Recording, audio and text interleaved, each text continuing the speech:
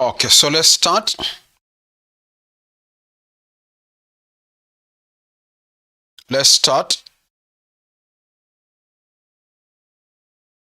We want to continue from where we left last time.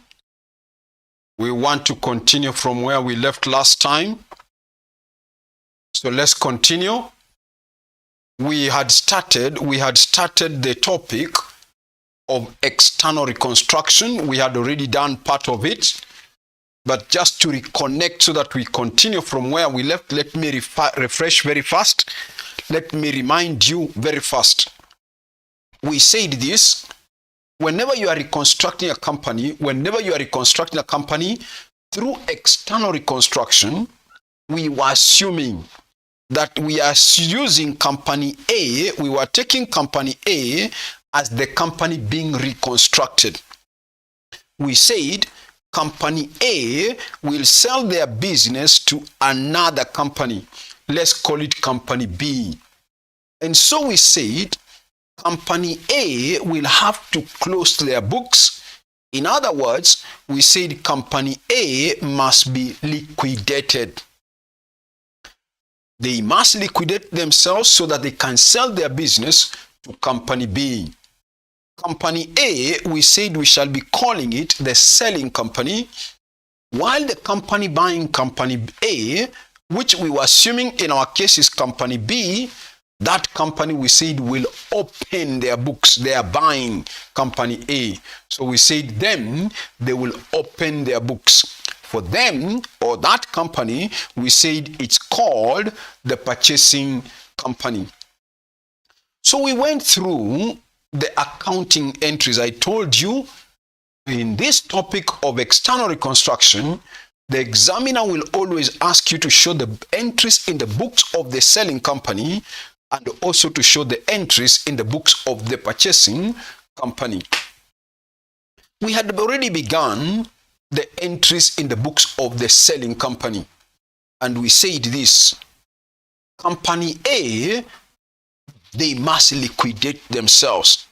And I told you, when a company is liquidated, all the stakeholders of the company must be paid what is due to them by the end of the day. All the stakeholders of the company must be paid what is due to them so that everybody goes their way after they have been paid. So we went through the accounting entries and we asked ourselves, what are the accounting entries in the books of the selling company? We had gone through a few of them. Let me just remind you the ones we had gone through. Number one, we said, close you company A. Close all assets taken over. Close all assets taken over at their book values. At their book values to an account we were calling realization account. Maybe company B took over your motor vehicle, furniture, building, and so on. So you A, you close all of those assets at their book values to the account we were calling realization account. And so we were debiting realization. You can see it here. We were debiting realization and crediting the asset. That was our entry number one. Number two, tukasema. Number two, we said, with liabilities taken over, what liabilities are you as company A giving to company B? Whichever liabilities you are giving to company B, you close them. You A. How? We said, liabilities are always a credit balance. We know liabilities are always a credit balance, and therefore to close them, we said you will have to debit those liabilities, and we said you credit realization, and we said you credit realization. That's what we did. You can see on the credit side. That was our entry number two. Number three, we said with the purchase consideration. Yes, you company A, you are selling company B.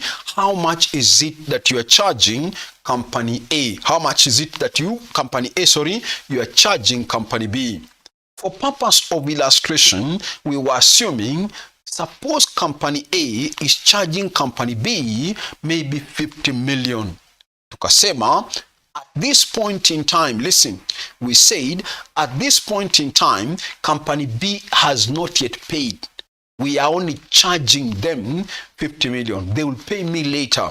So our entry number 3 was, with the purchase consideration, you debit the purchasing company, and we said you credit realization.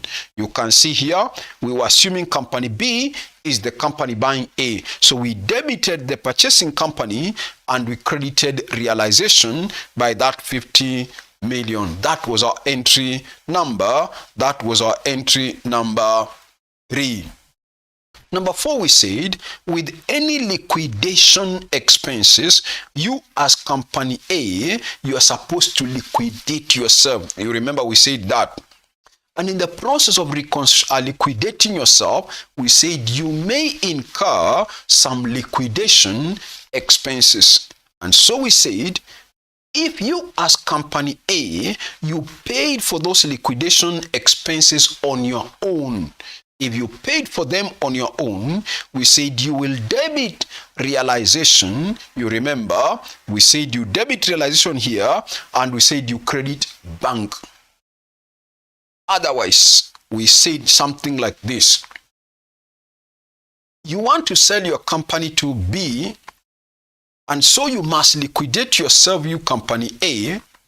But we were assuming, suppose you don't have the money to liquidate yourself, but company B wants to buy you, but you don't have the money to liquidate yourself or to pay for the liquidation expenses. We concluded company B may decide they are going to pay it for you because they still want to buy you. It's only that you don't have the amount to liquidate yourself. So company B may decide to pay for you the liquidation expenses. Now listen. So we concluded they are your own expenses. They are not expenses of B. No. These liquidation expenses are expenses of company A. So you incurred them but never paid. And so we said, if you have incurred them but never paid, meaning it will be paid by B, then we still debit a realization, you can see there. Then we said you credit the account called provision for liquidation. You credit an account we called provision for liquidation. That means you create a liability to be paid later. That was our entry number 4. Number 5. For number 5, I remember taking you back to number 1. For number 5, I remember taking you back to step number 1. Step number 1, you remember we were saying, close all assets taken over at their book value. Then we said number 5, what if you company A, you have some assets which company B decides they are not going to take them over from you, and so you decided to pay that liability on your own, not to pay, to sell, you decided to sell that asset on your own. So that was our entry number 5, with assets not taken over by the purchasing company, but sold by the selling company. What do? We said, you company A, you sold a motor vehicle or furniture or a building on your own. We said you will debit bank and you will credit the asset. We were assuming it here, that we are assuming we were selling this motor vehicle, which had a book value of 2 million. Maybe you sold it for 2.5. So you debited bank and you credited motor vehicle with that amount. Then we went further and said, if you sold that motor vehicle, there will be a balance in that motor vehicle account. That balance will either be a gain or loss on disposal. And so we said, take that gain or loss on disposal to the realization account. I said last time, we are not running a normal business. If it was a normal business, then with the gain or loss on disposal, I would have taken it to the profit and loss. But now we are not running a normal business, we are reconstructing. And we said our operating account becomes the realization account. So if there is a gain or loss on disposal of this motor vehicle, then you will transfer it to the realization account. That was our entry number 5. That was our entry number 5. Then we said number 6. Number 6 again, I took you to number 2. Number 2, you remember we were saying with the liabilities taken over. You, company A, you gave your liabilities to B, whichever they were. Then we went further and asked ourselves, what if there are some liabilities that company B decides they are not going to take over from you?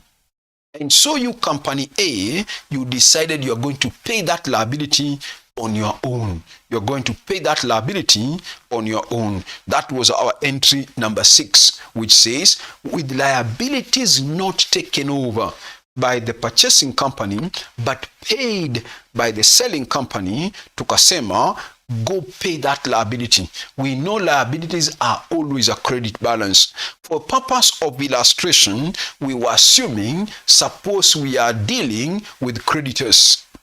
So if this is our creditor and we have a liability to them of 2 million, and we were saying, suppose the question tells you they were willing to accept 1.8 million in full settlement. And so we said, you will debit creditors and credit bank, you are paying them.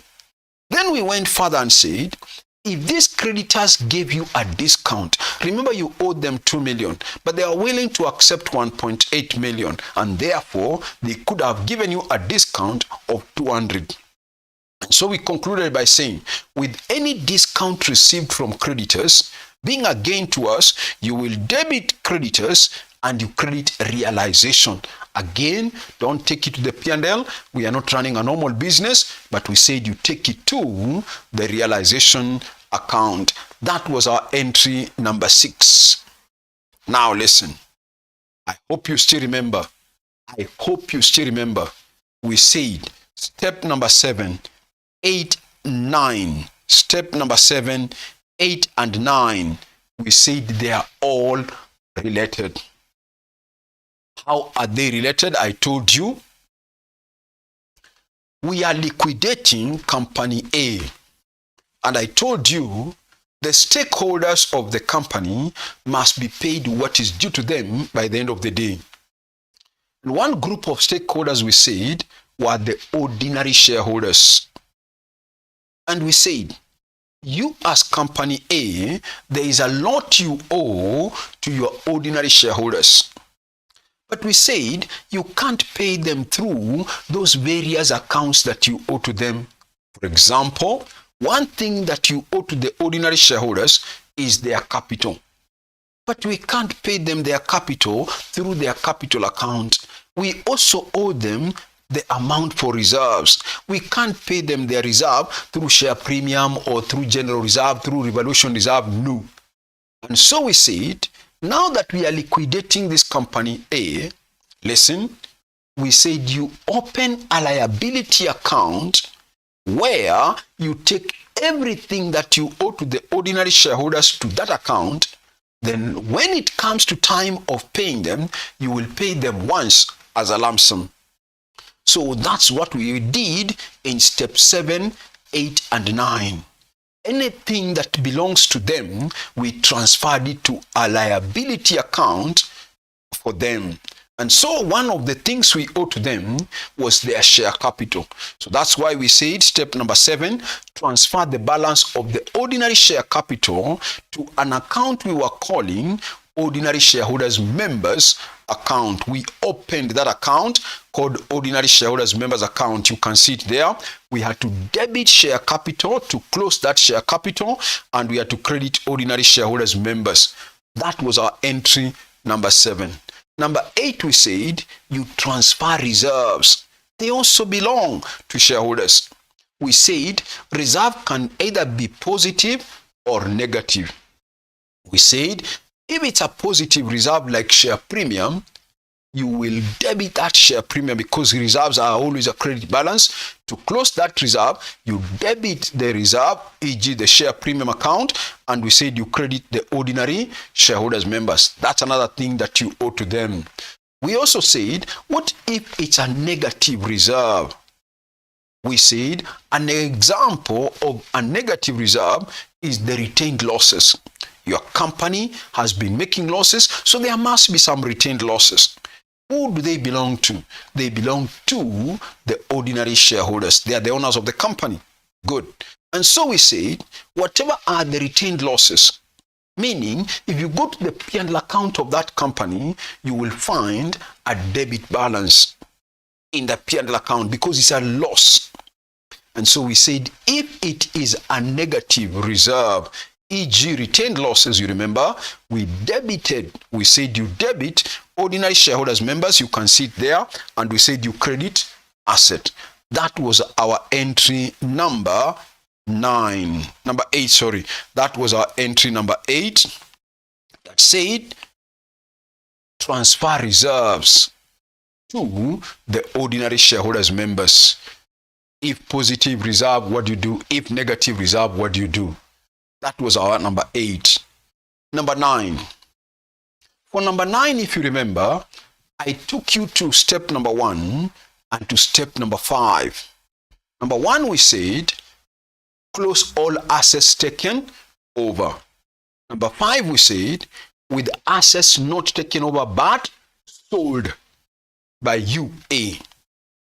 Then we went further and said, now suppose you as company A, you have an asset which company B could not take over from step 1, or UA Limited, you couldn't get somebody to sell it to in step 5. Yet we are liquidating this company. We said, whenever you are liquidating a company, you can't leave the accounts pending. No, all accounts must be closed. So what do you do when you have an asset which could not be taken over by the purchasing company? What do you do when you have an asset which could not be sold by you, a limited? What do you do? So we said, somebody within your company must take over the loss of such assets. And we said, the people who takes over the loss of such assets are the owners of the company, and they are the ordinary shareholders. And we said such assets normally include a mostly intangible assets, copyrights, trademarks. These are assets we could not take over. Goodwill, maybe whatever. Most of the times they are intangible assets. And we said we shall be referring to them as fictitious assets, So step number 9, we said, transfer the fictitious assets to the ordinary shareholders members. Assets are always a debit balance. Therefore, to close them, we said you debit the ordinary shareholders members to give them the loss of that asset. You debit ordinary shareholders members. You can see down there. And we said you credit the asset. You debit preference shareholders members and you credit the asset. Good. That was step number 9. So 7, 8, and 9, they were all for ordinary shareholders. Number 10. Number 10, we said, if you have another group of stakeholders, e.g. like preference shareholders, you do the same. Because you can't pay the preference shareholders what you owe to them through various accounts. No. Create again another liability for all of them. Create another liability for all of them. For everything that you owe to them. One thing that you owe to your preference shareholders is their share capital. So we said step number 10, transfer the balance of the preference share capital. We said you transfer the balance of the preference share capital to the preference shareholders members account. We opened a liability called preference shareholders members. Where did we? Here it is. We had to debit preference share capital and credit this members account. We were assuming whatever it is. You credit preference shareholders members, you debit preference share capital. That was number 10. But before we went to number 11, we said, what if you as a company A, you still owe your preference shareholders their dividends? Maybe the question tells you preference dividends were 2 years or 3 years in arrears. What do? We said preference dividends in arrears, listen, we say they don't appear in the balance sheet. And we gave it and we say this is an example of a contingent liability, if you remember. And we said all contingent liabilities normally they don't appear in the balance sheet. But now that we are reconstructing the company, we said all the contingent liabilities normally have to be crystallized. That's what we said last time. They have to be crystallized. In other words, they have to be made as a liability. And to create a liability for them, we said you debit realization, if you remember, whatever are the arrears, we said you debit realization, you can see there, we debit realization, and we said you credit the preference shareholders members account. You credit preference shareholders members account. That's what we did with any amount of arrears. That was our step number 10, which said transfer the balance of the preference share capital to the preference shareholders members account.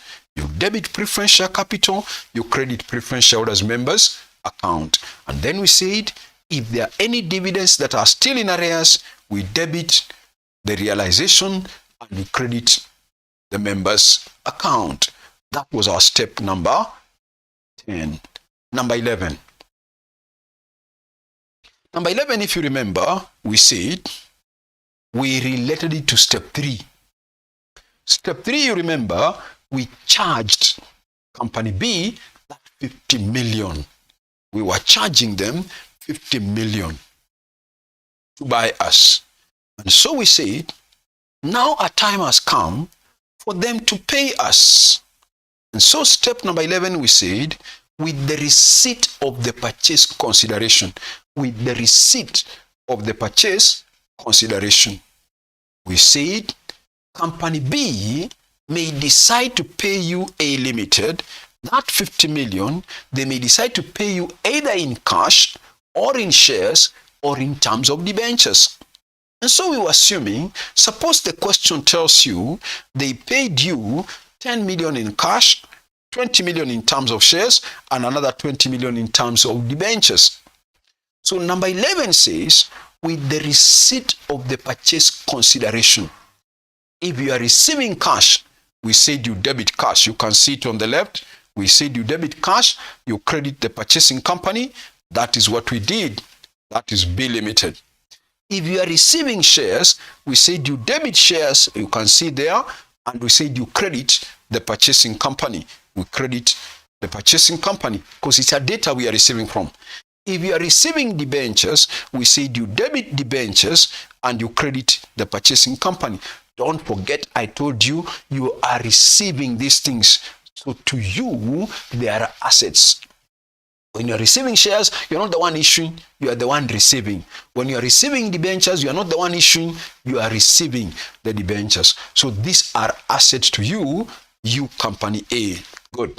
So that was our step number 11 that said, with the receipt of the purchase consideration, with the receipt of the purchase consideration, either in form of cash or shares or debentures, we said you debit cash or you debit shares or you debit debentures and you credit the purchasing company. We have done it. That was our step number 11. Number 12. Number 12, we said, now that we have just received the money, the 50 million, now we need to pay our stakeholders. Who should we pay first? We said the first people or the first group of people to be paid are the preference shareholders. They are the preference shareholders. So our step number 12 said, pay the preference shareholders what is due to them. I told you last time, the question will tell you among the things you have received, in other words, in terms of cash or shares or debentures, what is it that you are giving to them? We said the question will tell you. But we said this, assuming that you are giving them cash, assuming you are giving the preference shareholders cash, you will go to whatever cash account you opened, you will credit it, and you will debit the preference shareholders members because you are paying them now. If the question tells you are giving them shares, go to where you debited the shares, now credit the shares, now you debit the members. I told you, if the question tells you are giving them the debentures, remember you received the debenture as an asset. Go credit that asset, you debit the members. That was our step number 12. That said, pay the preference shareholders what is due to them, either in form of cash, shares, or debentures. If cash, credit cash. If shares, credit shares. If debentures, credit debentures, and you debit the preference shareholders members account. That was our step number 12. Number 13. Number 13 tukasema, there will be, now remember, we said there will be a balance. Once you pay the preference shareholders what is due to them, here we said there will be a balance in this account. That balance will either be a gain or loss on payment. It will either be a gain or loss on payment. That's what we said. We said something like this. What if you add the items on the credit side? Those are the things you owe your your preference shareholders. And I was assuming, suppose you add them and they come to 2 million. But when you look at what is on the debit side, all these payments on the debit, maybe they amount to 1.8 million. On the credit, you owe them 2 million, but on the debit, adding all those various items, they amount to 1.8. What does it mean? It means you are paying them less than what you owe to them. So if you are paying them less than what you owe to them, there will be a difference in this account of 200. That 200 we said is a gain to us as a company. We are paying less than we owe to the preference. That's a gain. We said, where do you take it? We said you take it to the realization account. Then we went further and said, what if on the debit side now, you realize the total payments are coming to 2.8. But when you compare with the items on the credit side, what you owe them, that amounts to 2 million. The difference is 800. So we said, it must be that you paid them more than what you owe to them. You paid them more than what you owe to them. Obvious, we said, to you as a company, that's a loss on payment. So where do you take it? We said you take it to the realization account. That was our step number 13, which says with the balance in the preference shareholders members account being either gain or loss on payment, take it to the realization account, whichever balance. Good. That was our step number 12. Number 13, sorry. 14. 14, we said, you now go back to your realization account. You go back to your realization account. That was our step number 14. Whatever balance that you get in the realization account, that balance, we said, is obvious a gain or loss on realization. We are selling, we company A, we are selling our business. Are we selling our business at a gain or loss? That's what we want to know. That's what we use as the balance in step number 14, which says with the balance in the realization account being either gain or loss on realization. I told you this. If you look at this realization account, the credit side is what you are receiving. The debit side is what you gave out, either in terms of assets and in terms of the expense you, company A, you incurred. And so we said, suppose the credit side is more than the debit side. What does it mean? It means that what you are going to receive, you A Limited, what you're going to receive from B is more than what you gave to them. So you must have sold your business at a gain. Therefore, we said you will debit that difference in this account called realization. Once you debit this, who takes over the gain? We said it is the owners of the company. And who are the owners of the company? They are the ordinary shareholders. So you transfer the difference to the account called ordinary shareholders members. Otherwise, we said, what if on the debit side, what you are giving out on the debit is more than what you are receiving on the credit? It means you are selling your business at a loss, UA Limited. So we said, if there is a loss, you will credit realization and you will debit the members. Good. That was step number 14. 15 and the last one we said, who are the last people to be paid? Obvious, it is the ordinary shareholders. They are the last people to be paid. So go give them what is due to them so that we liquidate this company. But we said, the question again, don't forget you received cash, you received shares, and you received debentures. So what is it that you are giving to the ordinary shareholders? Again, we said the question will guide you. The question will guide you as to what you are giving to them. If the question tells you are giving them cash, go pick it from where you debited, you credit it, and you debit the ordinary shareholders members. There it is. If you are giving them shares, we said go where you received it. Credit it because you received it as an asset. You credit it and you debit the ordinary shareholders members account. If the question tells you are giving them debentures, you go credit that debenture, you debit the members. Good. That way you have liquidated company A, and therefore everybody can now go their way. So that is how we were dealing with the entries in the books of the selling company. What I can't remember is whether we had finished writing the notes. Let me see how far we had gone with the notes. It seems we were at point number 10. So maybe we can complete the other remaining 5. Let's complete the notes for the other remaining. We had talked about all of them, but it seems we were left with writing the notes of some of them. So let's now put down the remaining notes now. Let's put down the remaining notes. For students who have joined us today, again, because today is a free lesson. For the students who have joined us today is a free lesson. Of course, we wrote something down. I don't know how you'll catch up. Maybe you can go back and listen to the video for last time. It was also a free class. The video for the last time is still on the YouTube.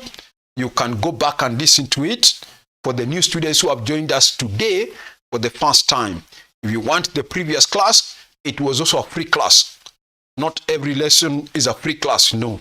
So for the free class we had last time, you can go and pick it from the YouTube and you listen to lesson 1 of the external reconstruction, because we are doing lesson 2 today. Good. So let's continue with our notes. So number 11. Don't forget, we started with the entries in the books of the selling. Number 11, andika hivi. Number 11, with the receipt of the purchase consideration, either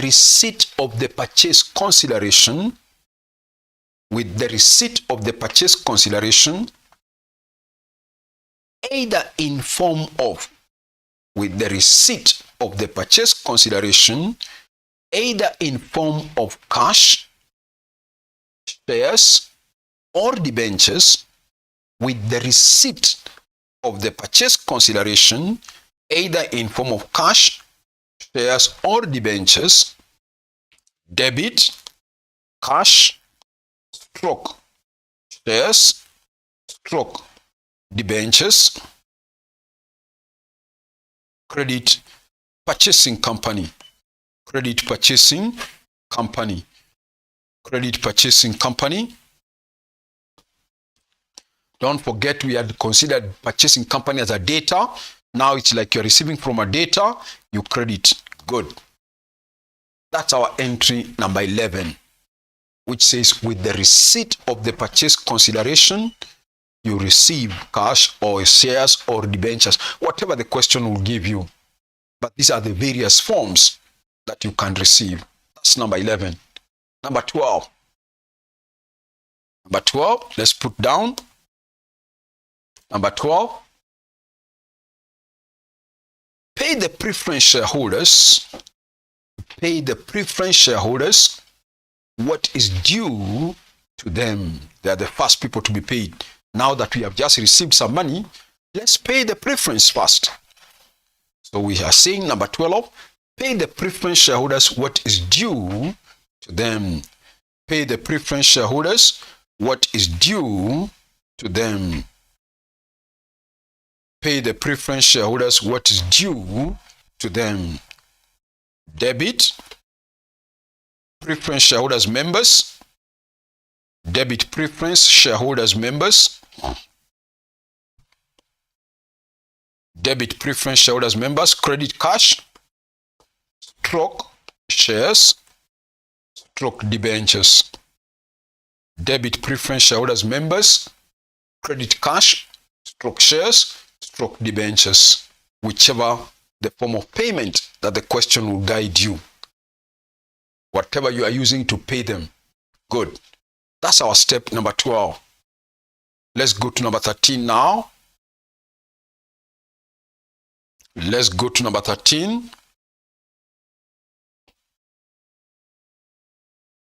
If you're through, then you can say this. Number 13. With the balance in the preference shareholders members, with the balance in the preference shareholders members account, with the balance in the preference shareholders members account, being either with the balance in the preference shareholders members account, being either a gain or loss on payment, being either a gain or loss on payment, comma, transferred to the realization account, with the balance in the preference shareholders members account being either gain or loss on payment transferred to the realization account. Then below that, number A, if gain, debit preference shareholders members, debit preference shareholders members, credit realization, debit preference shareholders members, credit realization. If gain, because you are paying them less. So you debit preference shareholders members and you credit realization. Number B, if loss, debit realization, credit preference shareholders members, credit preference shareholders members. If loss, debit realization, credit preference shareholders members. That's our step number 13. We want to go to number 14 now. We want to go to step number 14, which we have discussed everything today. I've just reminded you very fast. Number 14 says, with the balance in the realization account, with the balance in the realization account, with the balance in the realization account, being either, with the balance in the realization account, being either a gain or loss on realization, with the balance in the realization account, being either a gain or loss on realization, with the balance in the realization account, being either a gain or loss on realization, with the balance in the realization account being either gain or loss on realization. Somebody says he's watching from Ghana. Welcome. Somebody saying he's watching from Ghana. Welcome. we had started yesterday, the other previous class, but today we have just brushed it very fast so that we continue with the previous. Okay, now let's put down number 14. I was saying with the balance in the realization account being either gain or loss on realization. With the balance in the realization account being either gain or loss on realization, comma, transferred to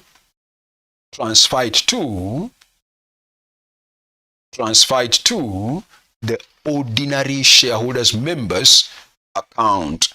Transferred to the ordinary shareholders members account.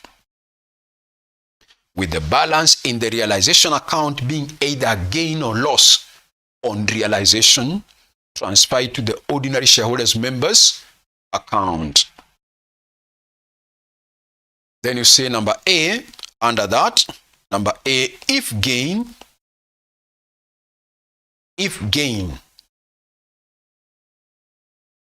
I've already explained it earlier, so we are just putting down the double entry.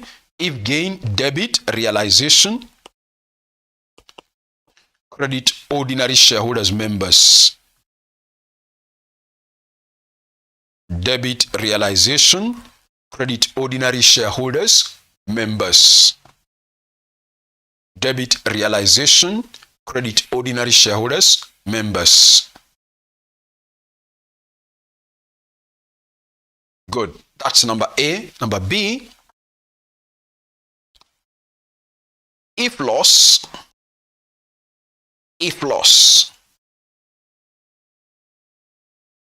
that means you sold your business at a loss.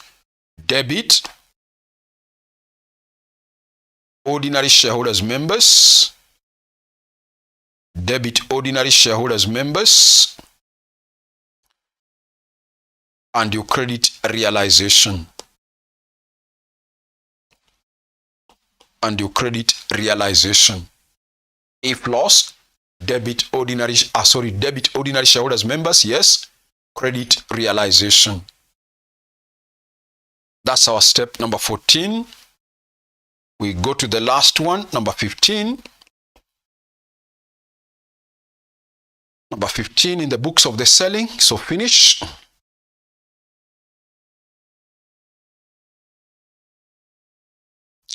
Number 15. Put it down.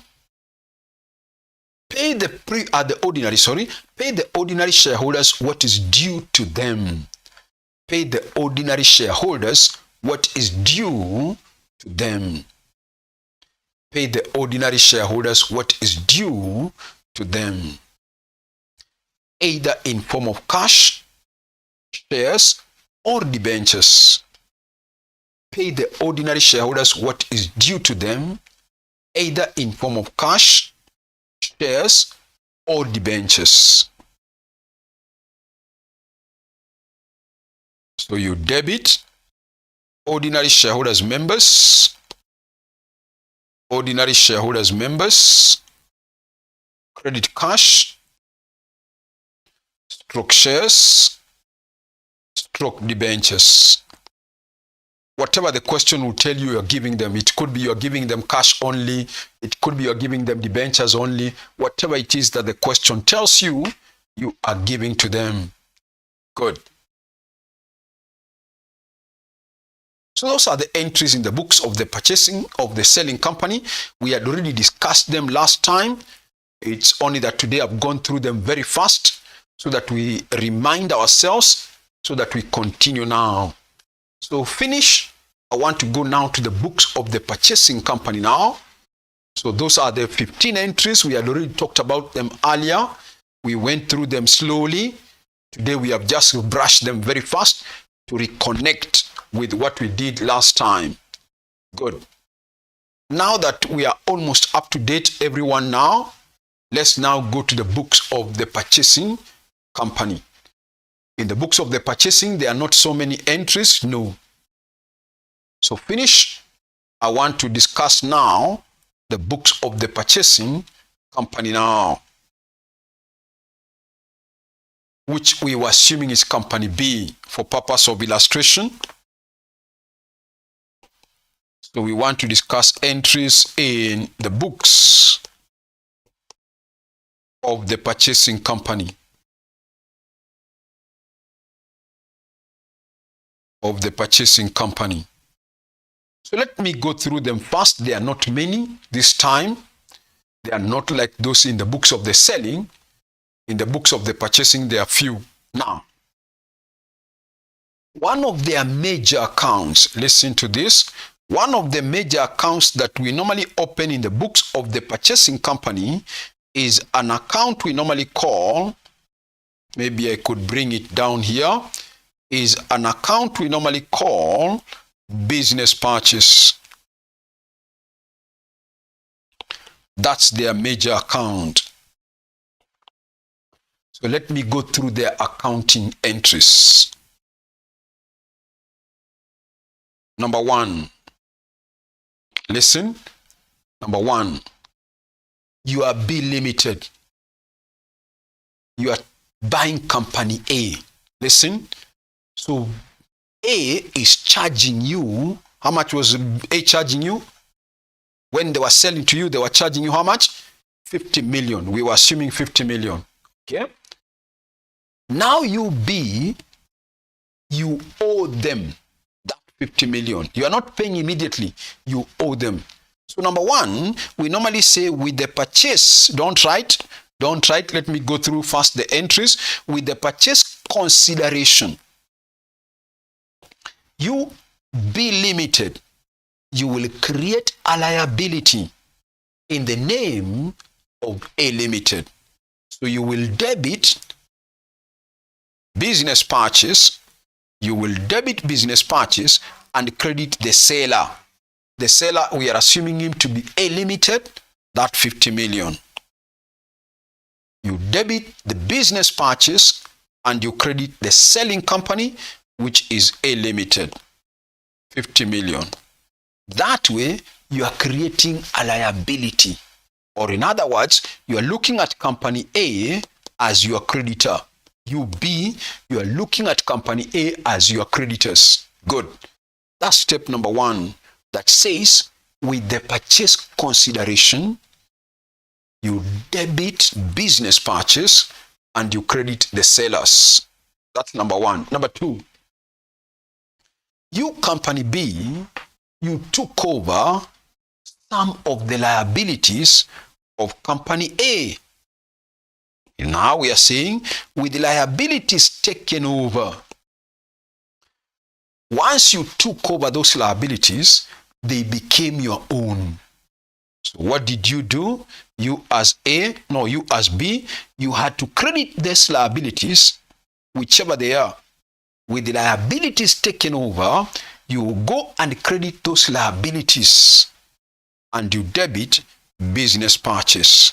So with the liabilities taken over, you debit business purchase and you credit liabilities. Why credit liabilities? Because they are yours and liabilities are always a credit balance. Good. That's number two. Number three, you B Limited, you also took over their assets. Some of their assets maybe. Listen carefully now.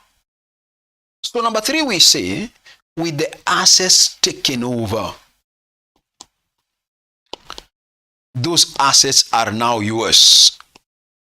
But I want you to listen carefully now. Listen. In the books of the selling company, that was our entry number one here. You remember. In the books of the selling company, I told you last time, close all assets taken over at their book values. Listen. When we were looking at the books of the selling, we said close all assets taken over at their book values. Good. So you A, you had to close them at their book values. Now listen, you B now, we are dealing with B now.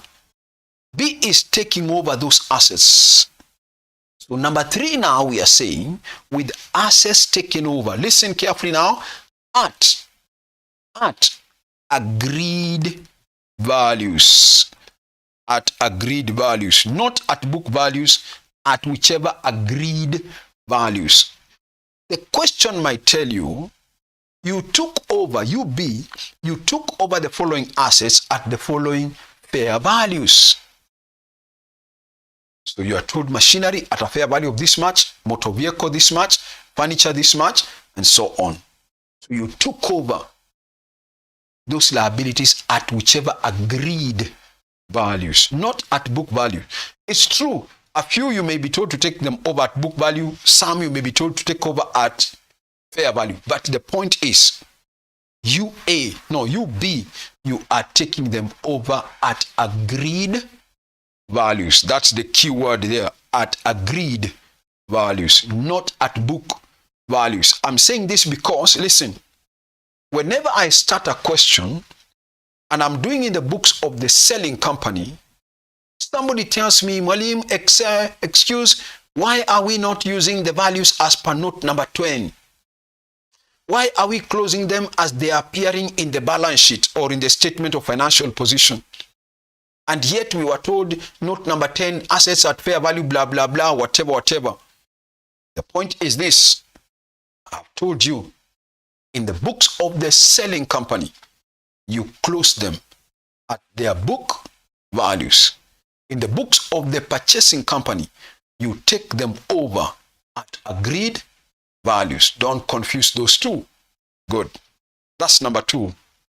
Number 3, that with the assets taken over, listen, you will debit assets because they are now yours, and you will credit business purchase, whichever the assets. That's our step number 3, which says with the assets taken over at agreed values, you debit assets, you credit business purchase. Number 4, there will also be a balance in this account called business purchase. That's what we want to talk about now. Listen, when you compare these assets you took over on the credit side, and you compare that with the liability you took over, that means you net the two. The assets you took over, you minus the liability you took over on the debit, that gives you what we call the net assets. So if you are taking net assets amounting to this much, and you are going to pay 50 million, that is the purchase consideration.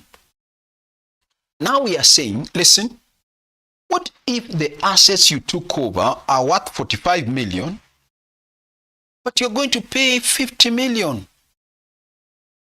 Meaning that the purchase consideration is higher than the net assets taken over. Why should you pay more to acquire less?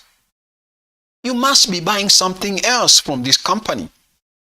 So we are going on to say number 4, with the balance in the business purchase. That balance will either be what we call goodwill or what we call a capital reserve. It will be goodwill or what we call capital reserve. Listen, if the purchase consideration is higher than the net assets taken over, then we say that's goodwill. You are paying another 5 million to buy something else. That's goodwill. That goodwill will be on the credit side. So you will credit business purchase and you will debit goodwill. But on the other hand, what if the purchase consideration is again 50, but the net assets taken over are 55? You are taking over net assets amounting to 55 this time, but you're going to pay only 50. It means you are buying this business at a profit. You are paying 50, but you are taking over assets amounting to 55.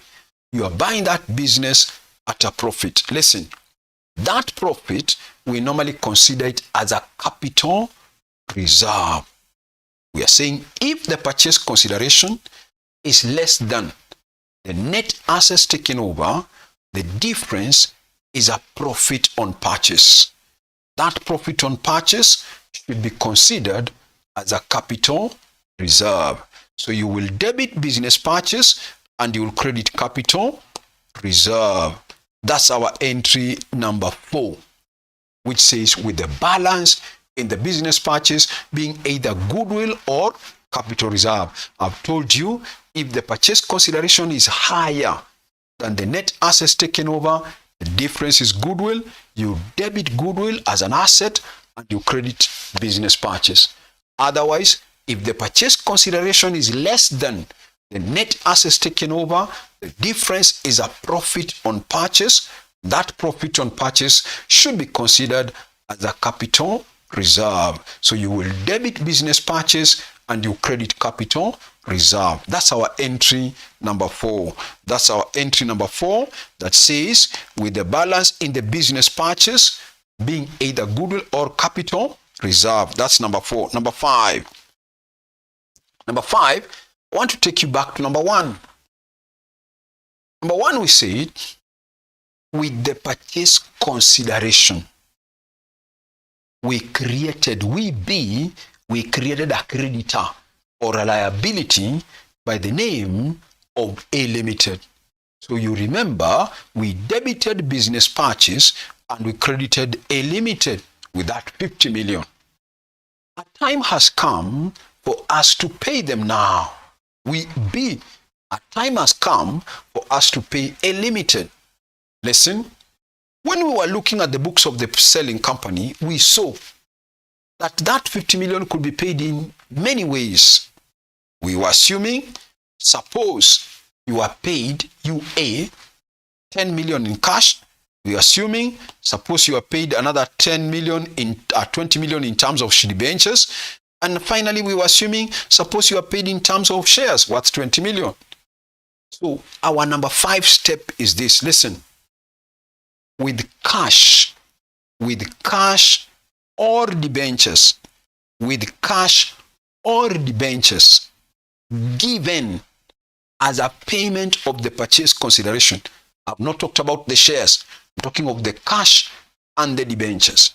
With the cash or debentures given as a payment of the purchase consideration, you will debit the purchasing company, the selling company, you will debit the selling company and credit cash by 10 million. If you are issuing debentures, you are the company issuing the debenture, you will now debit the selling company and credit debentures by the 20 million. That's our step number 5. Number 6 and the last one. That's number 5. We are saying pay in terms of so we are saying with cash or debentures given. Number 6, listen. What if you be limited, you are paying part of that 50 million in terms of shares? For illustration purposes, we have assumed shares were worth 20 million. Now listen carefully.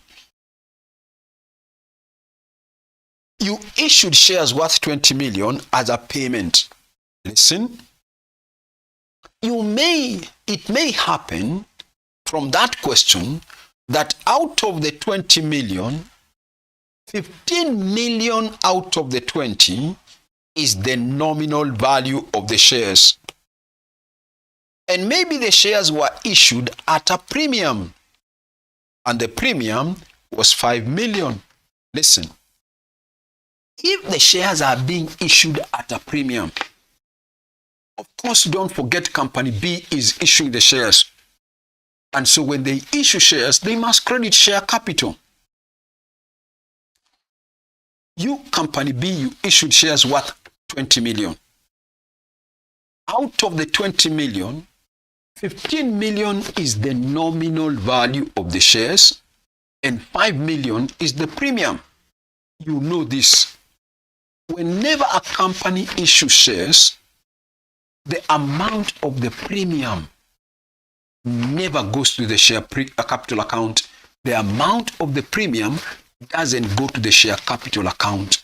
The amount of the premium goes to the share premium account. The nominal value of the shares that you're issuing normally goes to the share capital.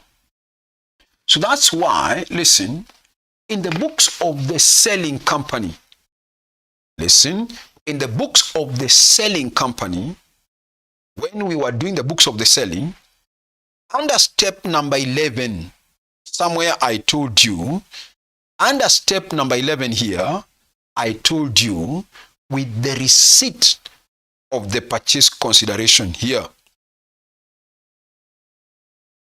Where was it? With the receipt of the purchase consideration, either in form of cash, shares, or debentures.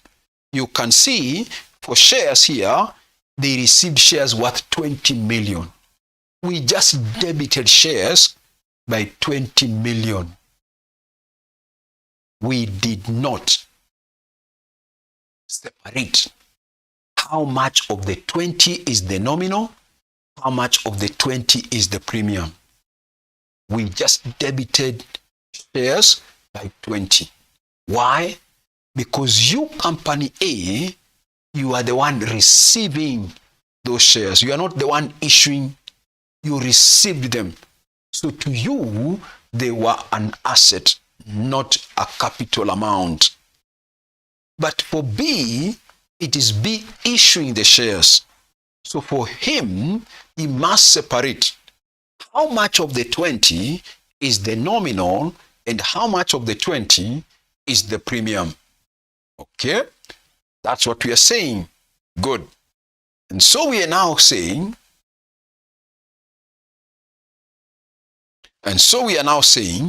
number 6 in the books of the selling company, in the books of the selling company, in the books of the purchasing, that 20 million, you should separate it. So we are saying, number 6 says, when shares are issued as a payment of the purchase consideration, listen, with the nominal value of the shares issued, you will debit the selling company and credit share capital with the 15 million. Then we are going on to say, if the shares were issued at a premium, with the premium on the shares issued, you will debit the selling company and you still credit share premium. So in total, I'm still debiting the sellers by 20 million. It's only that I must separate between how much of the 20 is the nominal, how much of the 20 is the premium. Some questions don't have any premium element in the question, no. So the whole 20 will be part of capital, no problem. But if you realize there's an element of premium in the number of shares issued, then you cannot credit share capital with the amount of the premium. No. The amount of the capital should be only the nominal value of the shares. The premium must go to the share premium. So I've talked about those 6 accounting entries, and they are the ones in the books of the selling, in the books of the purchasing company.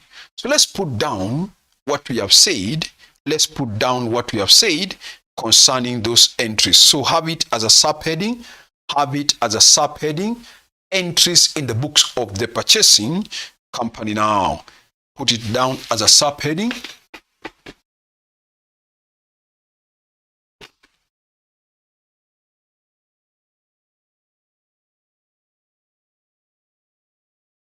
Somebody is asking, what about negative goodwill? Listen, in the topic of reconstruction, listen, in the topic of reconstruction, we don't have negative goodwill. It is what should be negative goodwill if you are doing consolidation. Our capital reserve should have been the negative goodwill. But that is only in group accounts. Don't forget, in the reconstruction, we still call it capital reserve. But in the group accounts, we no longer call it capital reserve. It's called goodwill, negative goodwill. So somebody is asking about negative goodwill. We don't have negative goodwill in the reconstruction. but it is there if you are dealing with group accounts. In group accounts, when you pay less, listen, when you pay less to acquire more, that's a negative goodwill. Even now, we have paid less to acquire more. That is still like a negative goodwill, but we don't call it negative goodwill. It's what I was calling a profit on purchase. That profit on purchase is what I said you consider it as a capital reserve. But when it comes to consolidation of group accounts, that we don't call it negative goodwill, we don't call it capital reserve nowadays. We now call it negative goodwill. But in reconstruction, we still use negative, we still call it capital reserve. I hope that person has been assisted. Sawa. We now put down the notes. Let's put down the notes now. So we are saying entries in the books of the entries in the books of the purchasing company. Let's put them down. Entries in the books of the purchasing company. Number 1. Entries in the books of the purchasing company. Number 1. With the purchase consideration. With the purchase consideration. Debit, business purchase. Credit, sellers or selling company. Put it that way. Debit, business purchase. Credit, selling company. Maybe you can put in bracket creditor. We are taking company A now as a creditor to us. We owe them that 50 million. Okay, that's number 1. We go to number 2 now. That's number 1. Number 2. Number 2. With liabilities taken over. Number 2. With liabilities taken over. With liabilities taken over. Debit, business purchase. Debit, business purchase. Credit, liabilities. Debit, business purchase. Credit, liabilities. Number 2, with the liabilities taken over.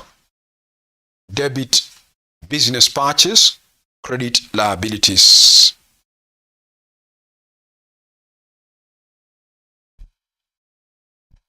Okay. Number 3.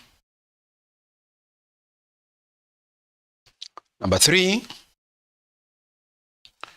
With assets taken over. Number 3. With assets taken over at agreed values. With assets taken over at agreed values. With assets taken over at agreed values. Debit, assets.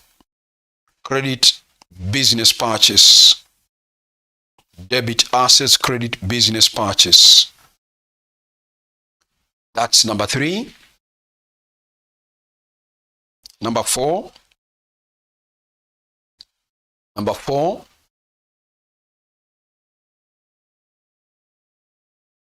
Number 4. With the balance in the business purchase. Number 4. With the balance in the business purchase. With the balance in the business purchase. Being either, with the balance in the business purchase, being either goodwill or capital reserve. With the balance in the business purchase being either goodwill or capital reserve. With the balance in the business purchase being either goodwill or capital reserve. Number A under that. Number A under that. If the purchase consideration, is higher if the purchase consideration is higher than the net assets taken over. If the purchase consideration is higher than the net assets taken over, the difference is goodwill.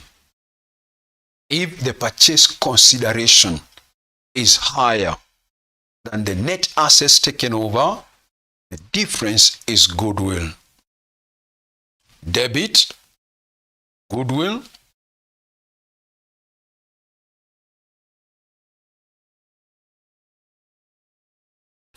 Debit, goodwill, credit, business purchase. Debit, goodwill, credit, business purchase. Debit, goodwill, credit, business purchase. That's number A. Number B. Number B. If the purchase consideration, is less than,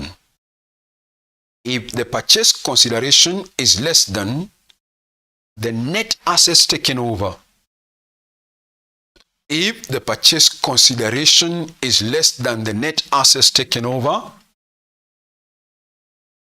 the difference is a profit on purchase. Difference is a profit on purchase. The difference is a profit on purchase. Please stop. Continue.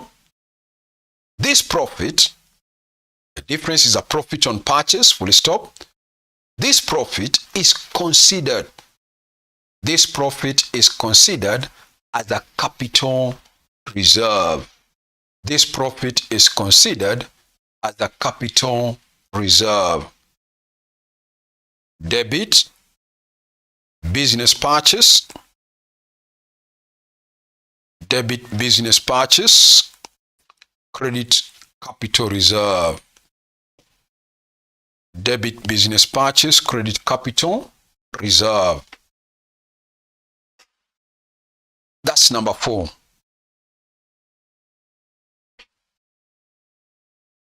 Debit, business purchase, credit, capital reserve. Number 5. Number 5.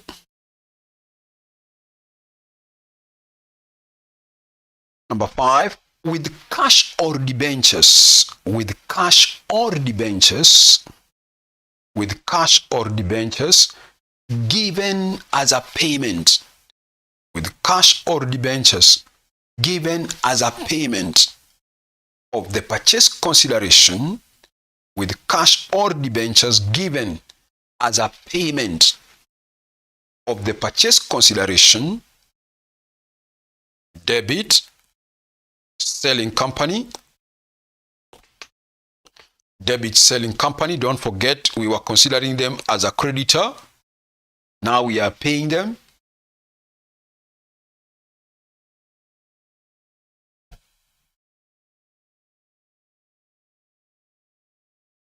You debit, selling company. You credit, cash, stroke, debentures. You credit, cash, stroke, debentures. Okay.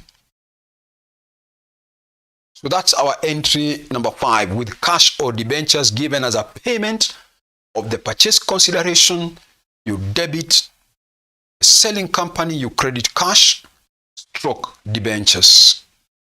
That's number 5. Number 6 and the last one. Number 6 and the last one.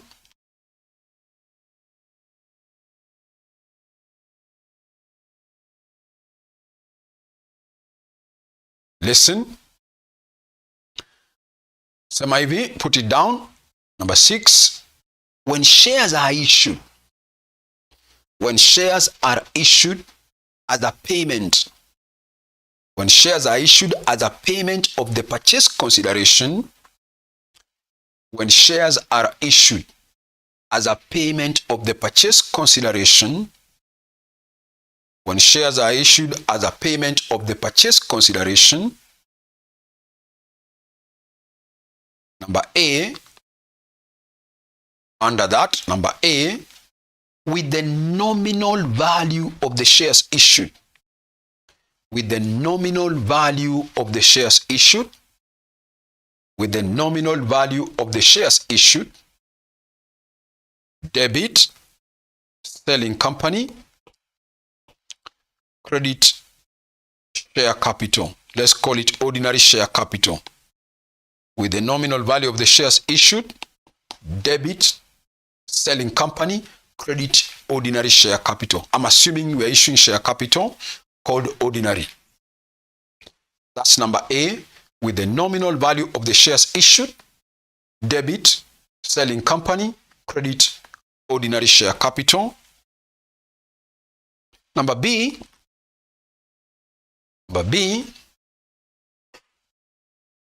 if the shares are issued at a premium.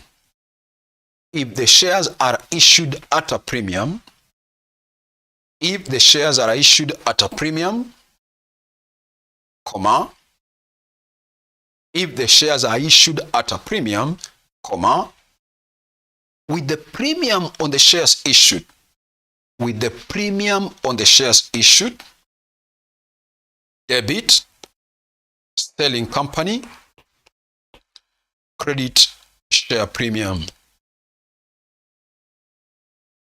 Debit selling company, credit share premium. Good. Those are the 6 accounting entries in the books of the selling company. Before we do a past paper question now, there is one more thing I need to talk about. Because in principle, we are through with the entries in the books of the selling, those 15 of them. Now we are through with the books of the purchasing, the 6 of them. But before we do a past paper question, let me talk about one thing. Now listen. I have talked about the 6 accounting entries. Listen to this now. I've talked about the 6 accounting entries in the books of the purchasing company. Number 1, I told you, with the purchase consideration, which we were assuming to be 50 million. And we debited business purchase and we credited the selling company here, that 50 million. That was number 1. Number 2, with the liabilities taken over, we debited business purchase, we have credited liabilities. 3, with the assets taken over at agreed values, we have debited assets, we have credited business purchase. 4, with the balance in the business purchase being either goodwill or capital reserve, whichever it is. That was number 4. Number 5, with cash or debentures. With cash or debentures given as a payment of the purchase consideration, we debited the selling company here and we credited cash or we credited debentures. Number 6, when shares are issued as a payment of the purchase consideration, with the nominal value of the shares issued, we have debited the selling company, credited share capital. With the premium on the shares issued, we have debited selling company, credited share capital, credited share premium with that 5 million. Now listen. For all your past paper questions that we have been tested before, the examiner normally does not give you, I don't know about somebody who's in Ghana, because somebody says he's listening from Ghana, but in Kenya, whenever we are tested in this topic of reconstruction, the examiner normally doesn't give you the amount called purchase consideration. I have just assumed that 50 million, but the examiner normally doesn't give it to you in a question. I don't know about the other country where you have talked about, somebody listening from Ghana. But in Kenya, I'm saying now, talking to those who will do our casting of exams, the examiner normally doesn't give you the amount called purchase consideration. Normally, it's your responsibility to calculate it. Now, listen. The examiner will talk about everything else, but he will not give you that amount we are calling purchase consideration. There are many ways of calculating it. I have told you, the examiner will tell you everything else, but he will deny you that amount we are calling purchase consideration. I have said there are many ways of calculating it. But for the purpose of your exams, the examiner has only been using one method to compute it. All the questions that has just tested you, he has always required, put it that way, he has always required that you use that one method that I want to talk about now. Listen, I've said, the examiner will talk about everything else. What he doesn't give you is the 50. So, one way of getting the 50, remember I've told you he will talk about everything, but he will deny you the 50. One way you could get the 50 is to come and compare the assets you are taking over plus the goodwill. I've told you that the balance is either capital, reserve, or goodwill. Let us assume it was goodwill. So you take all the assets you took over. If you minus the liability that you are taking over, that automatically should be the same as the 50 million. Because now you know even the balance, which is the goodwill. Okay? Where you compared the assets taken over with the liabilities taken over. In other words, you got what we call the net assets taken over.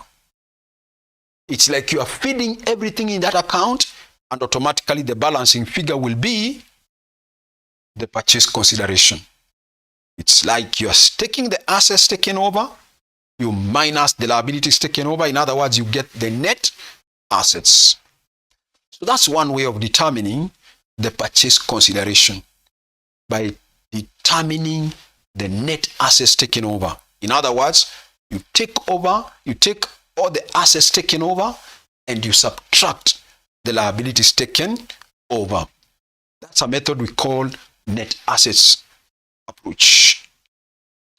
What is this second way of calculating the same 50 million?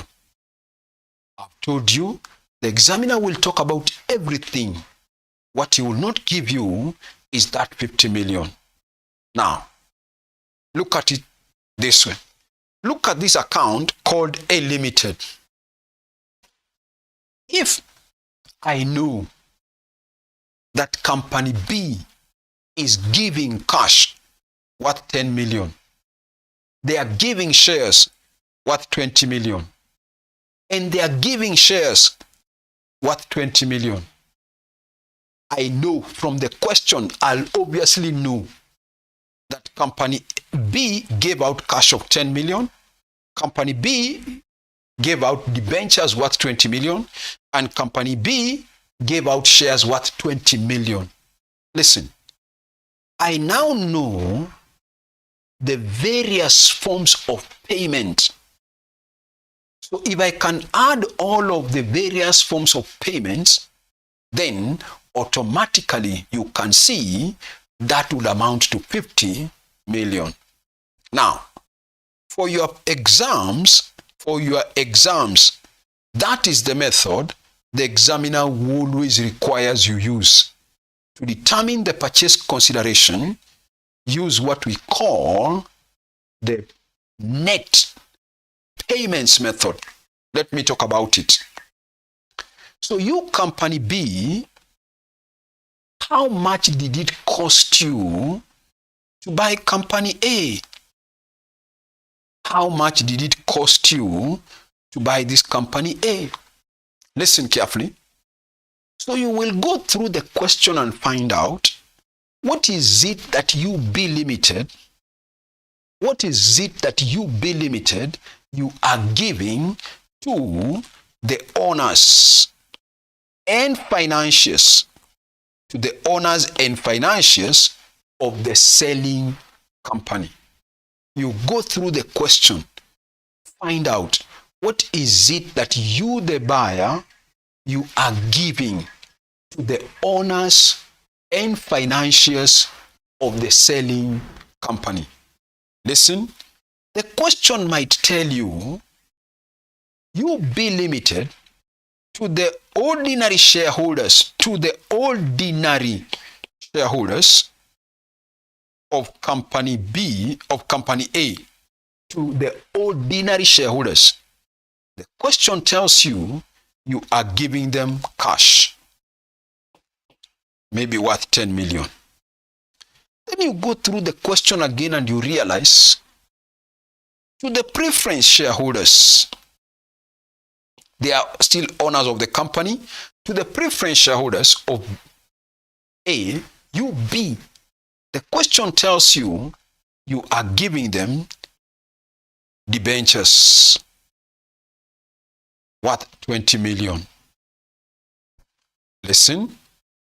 Then you go through the question again and you realize, you B Limited, to the debenture holders of A Limited, they are financiers. To the debenture holders of A Limited, the question tells you, B Limited gave them shares worth 20 million. So from those statements, you as the company B, you want to know how much it will cost you. Or when you are reading the question, we are saying, what is it that it costed me to buy company A? I go through the question and find out what is it that B is giving to the owners and financiers of the selling company. This could be in form of cash or shares or debentures. And you go through and find out, to the ordinary, what am I giving them? It could be I'm giving them again another ordinary. To the preference, what am I giving them? Maybe I'm giving them preference. To the debenture holders, what am I giving them? Maybe I'm giving them cash. Whatever the question will tell you, just find out what is it that the purchasing company is giving to the owners and financiers of the selling company. You add all of them. So you add, listen, you add the various forms of payments to the owners and financiers of the selling company. And we are saying this could be in form of cash, shares, or debentures.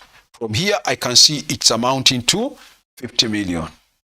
Another key important point, listen, another key important point is this.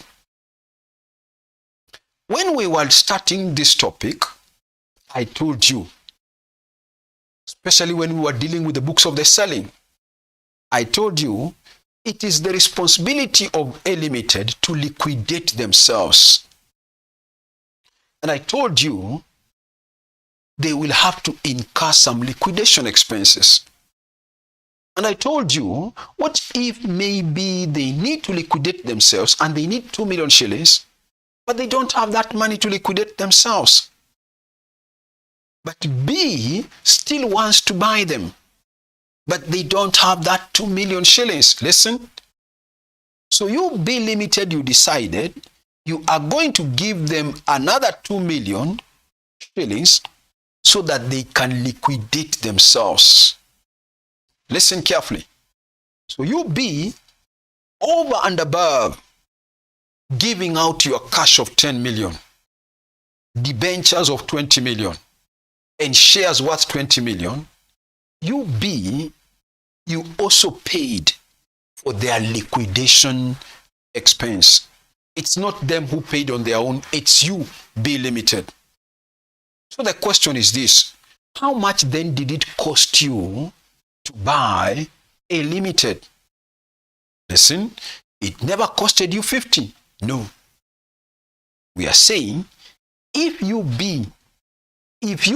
are the one who paid for the liquidation expenses of the selling company, then that 2 million should be added in the determination of the purchase consideration.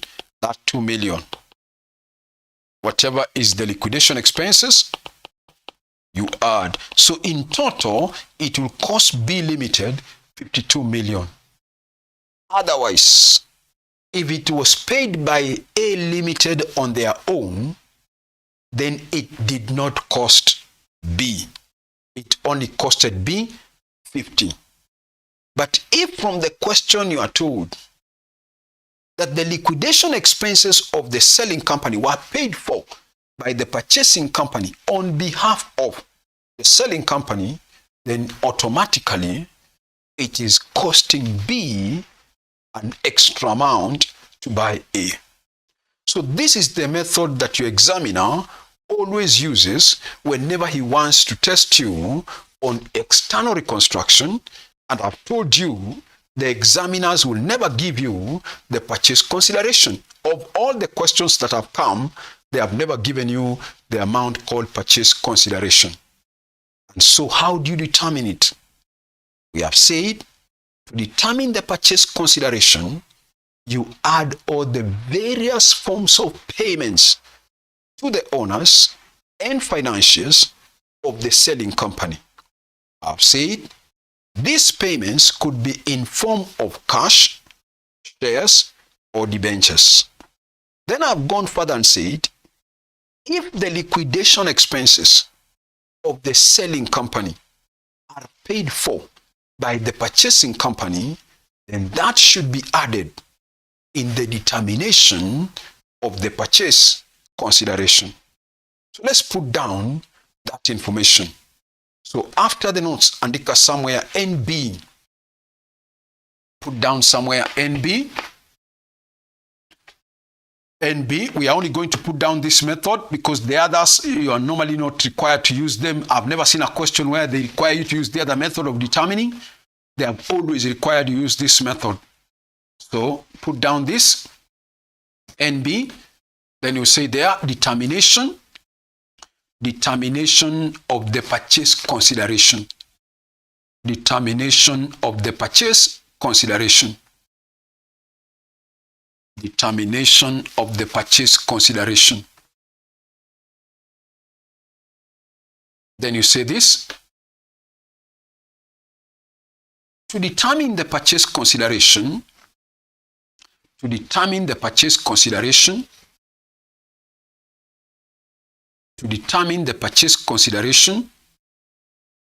comma,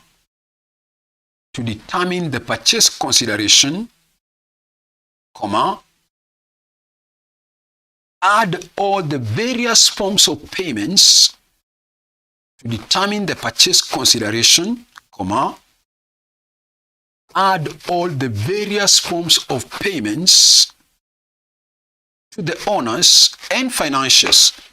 Add all the various forms of payments to the owners and financiers. Add all the various forms of payments to the owners and financiers of the selling company.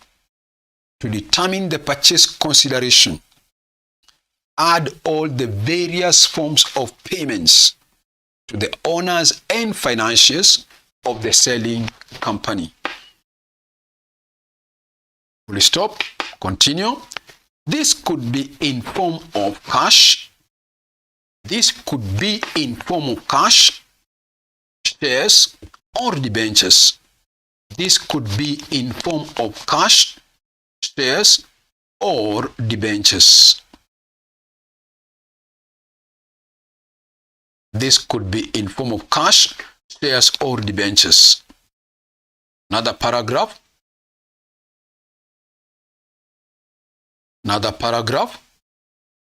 If the liquidation expenses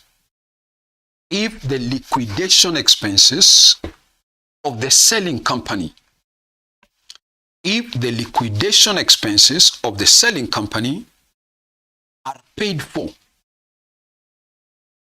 If the liquidation expenses of the selling company are paid for by the purchasing company, if the liquidation expenses of the selling company are paid for by the purchasing company, comma, this should be added. If the liquidation expenses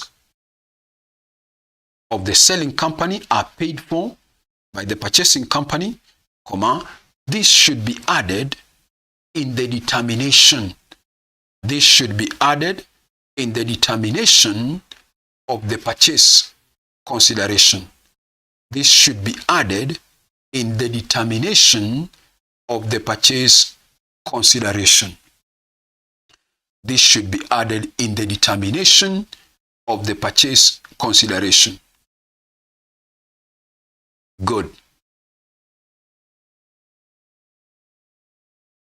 Okay.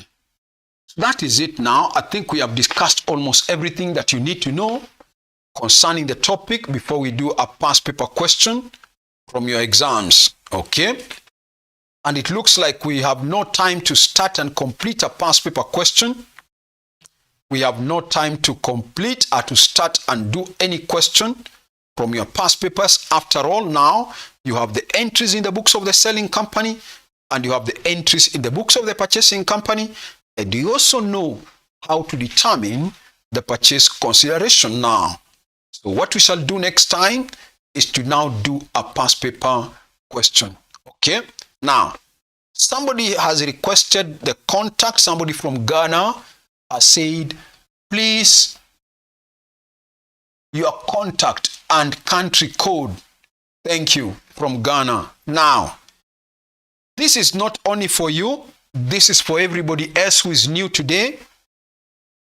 Let me introduce now for the new students who are joining us today. Otherwise, for the normal students, they have the details. But for the new students plus that student from Ghana, now listen, for advanced financial reporting, for those who would wish to continue with us for the normal class, for advanced financial reporting, we have early morning classes, and we have evening classes for the advanced financial reporting. Our early morning classes starts from 5:30 in the morning to 7 in the morning, every Monday, Wednesday, and Friday. Those are the timings for early morning classes. For evening classes, we have classes from 8 p.m. to 10 p.m. Again, every Monday, Wednesday, and Saturday. Monday, Wednesday, and Saturday.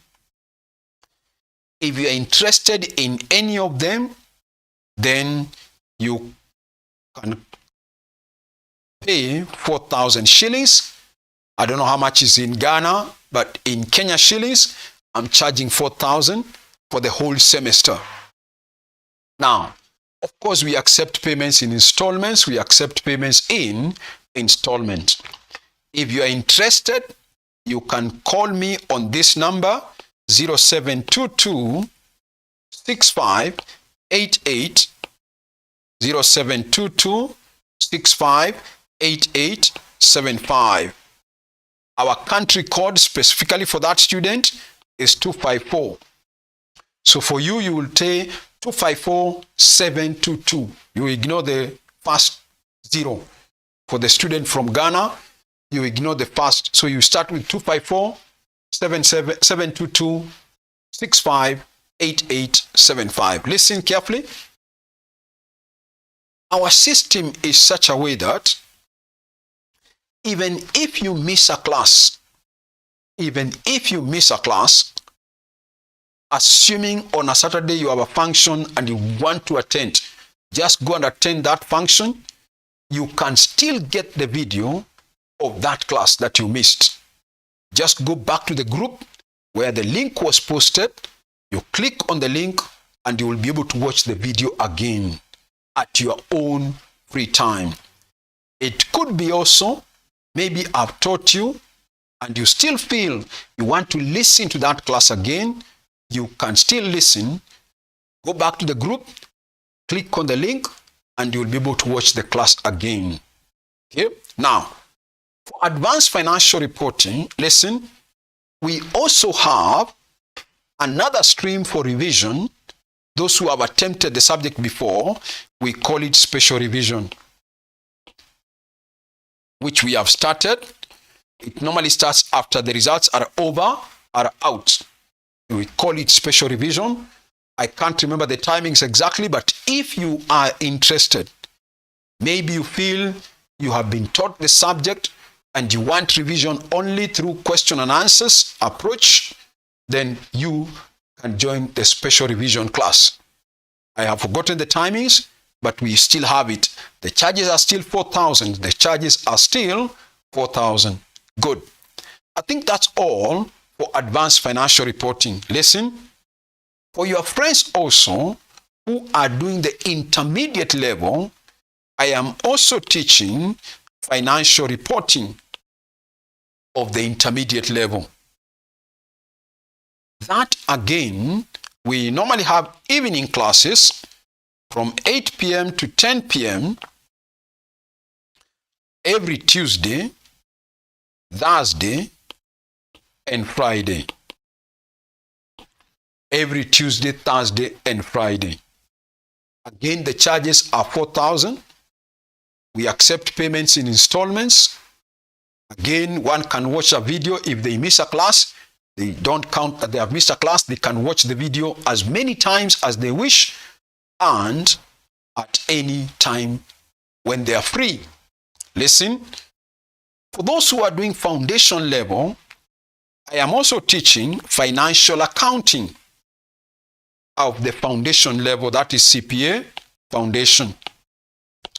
This is what we used to call section 1.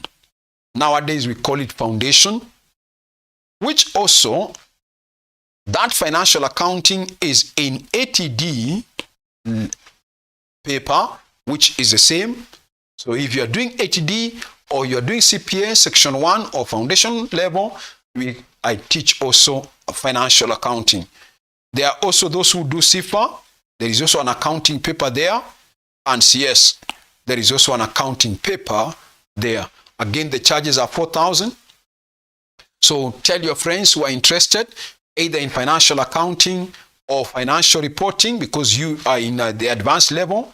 But for these two other levels, just tell them I'm also teaching those two other levels. Now listen as I close. I would ask you to go and subscribe. Go and subscribe to my YouTube channel so that you will be notified in future whenever I post free videos to the YouTube. My YouTube channel is called CPA Joseph Njuguna. CPA Joseph Njuguna. That is the name of the YouTube channel. Please subscribe to that. Okay? Good. That is for the new students. Otherwise, for the normal students, we can meet next time where we now continue from there. That is on a Wednesday. We now continue from there. We shall do a past paper question. We shall now do a past paper questions. For the new students who would want to join us, you are welcome to join us.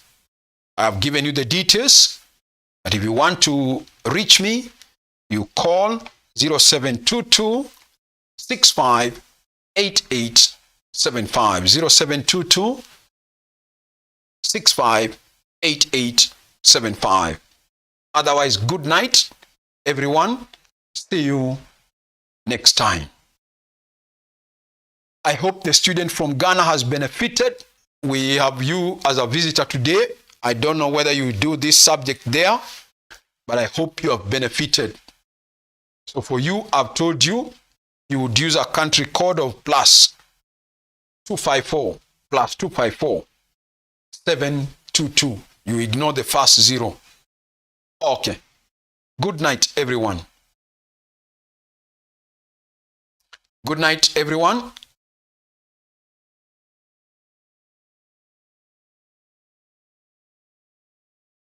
So if you have a question, you can call me using those numbers, using that number.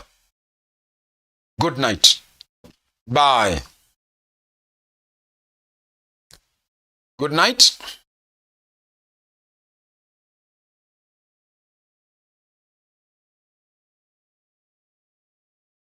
Okay. Good night. Good night. Okay, see you next time when we shall be doing our past paper question now.